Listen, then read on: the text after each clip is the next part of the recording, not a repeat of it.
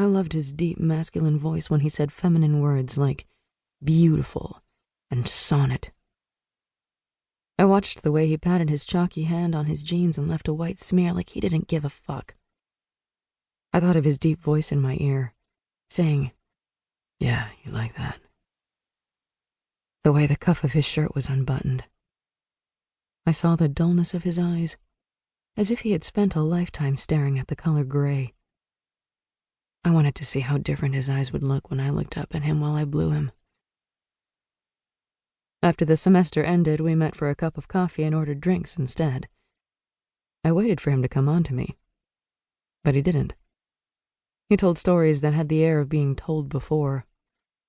He ate bread like a caveman, gnawing at it, crumbs falling onto the wooden table. Why couldn't he talk to me like a normal person? Ask me about my childhood, where I was from, or about Peter, and then tell me all about his high school girlfriend. Volley the ball around instead of talking at me. Even when you were ready to put out for a guy, he has to go and fuck it up. I didn't care about hooking up with him anymore. I wanted to go home. It was his idea to share a cab.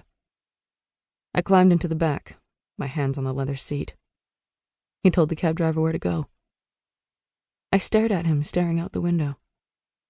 He was totally content with the prospect of sitting in silence for the rest of the ride and then never seeing me again.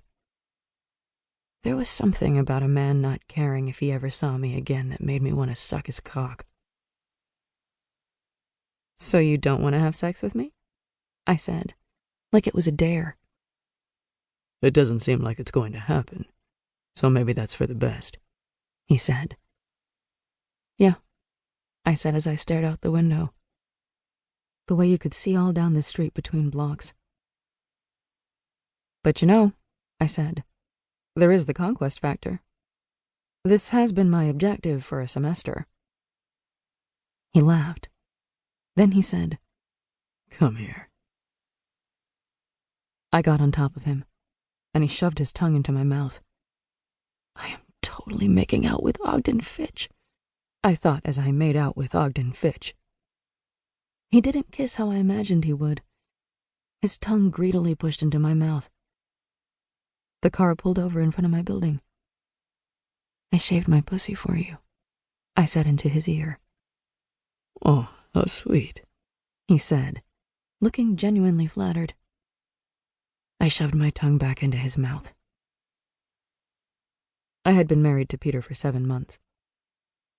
It wasn't because I didn't love my husband that I had cheated on him.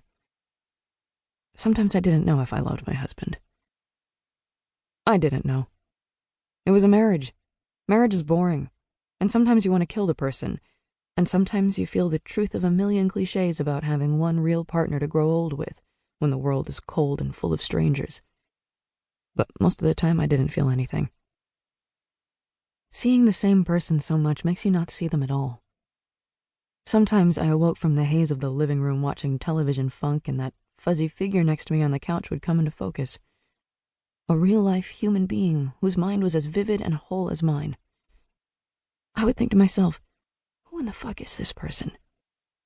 And I would ask, "Peter, what are you thinking?" And he would say, "Nothing really." Laurie Moore wrote, "For love to last, you have to have illusions or have no illusions at all." Sometimes I tried to hold on to him, but I was always losing my grip, and he was always fading into the background. I had cheated on every man I had ever been with. It was stupid to think there was something wrong with loving more than one person at a time. Sometimes the thought of who put their thing in whose thing seemed like the most absurd concern in the world. I thought I might as well fuck as many people as I could before my cunt dried up and nobody wanted me anyway. You shouldn't put out right away.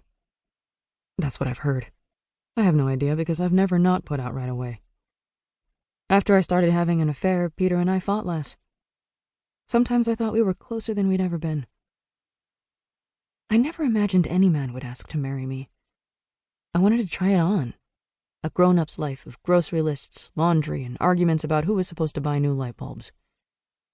Peter was a badge I wore that said to the outside world, "How crazy can I be if this normal person has decided to spend the rest of his life with me?"